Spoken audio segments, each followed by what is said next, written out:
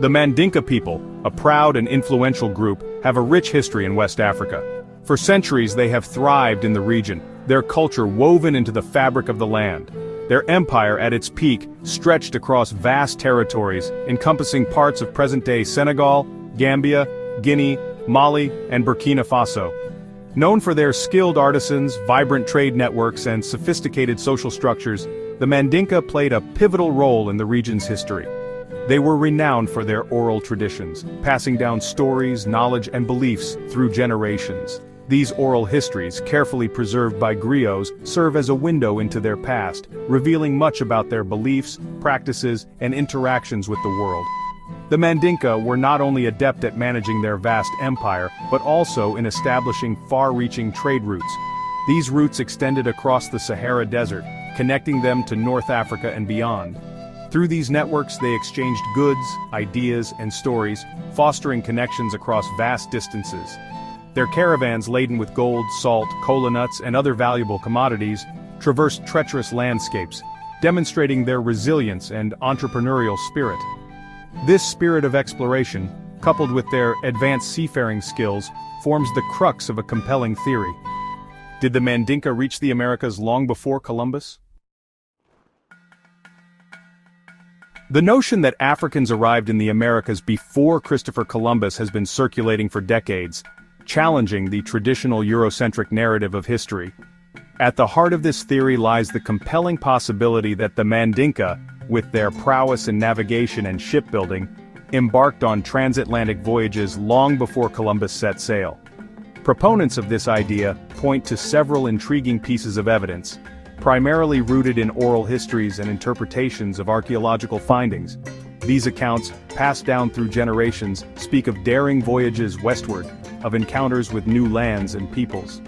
While the idea might seem improbable at first, the Mandinka possessed the knowledge and skills necessary for such an undertaking. They were skilled shipbuilders, crafting sturdy vessels capable of navigating the treacherous currents of the Atlantic Ocean. Their knowledge of the stars, winds, and currents was profound, honed over centuries of seafaring and trade along the West African coast. This expertise, coupled with their adventurous spirit, makes the possibility of a pre-Columbian transatlantic voyage far from implausible. Oral histories form a cornerstone of the argument for Mandinka voyages to the Americas.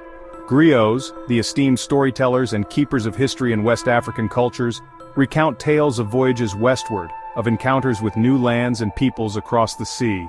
These stories, often imbued with symbolism and metaphor, speak of journeys undertaken by brave seafarers, driven by a thirst for exploration and the promise of new horizons.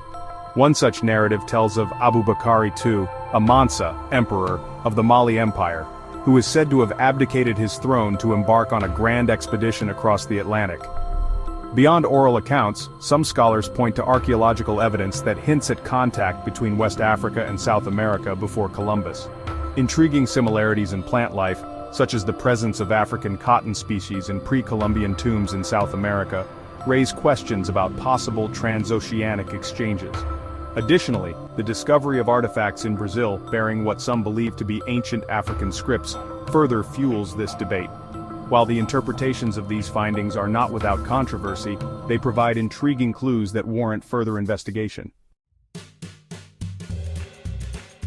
The reign of Mansa Musa, the legendary ruler of the Mali Empire, marked a period of unprecedented prosperity and growth for the Mandinka people. Mansa Musa's famed pilgrimage to Mecca in 1324 CE showcased the immense wealth and influence of the Mali Empire, capturing the imagination of chroniclers and travelers across the globe. His caravan, laden with gold, jewels, and a retinue of thousands, left an indelible mark on the cities he visited, cementing his legacy as one of the wealthiest individuals in history. Under his rule, the empire flourished, its cities bustling with trade and scholarship. This era of prosperity had a profound impact on the Mandinka people. It fostered a climate of intellectual curiosity, artistic innovation, and architectural grandeur. The construction of mosques and universities, like the renowned Sankore Madrasa in Timbuktu, attracted scholars and students from far and wide, establishing the empire as a center of learning. This intellectual ferment, coupled with the economic resources at their disposal, could have very well fueled ambitious voyages of exploration, pushing the boundaries of their known world.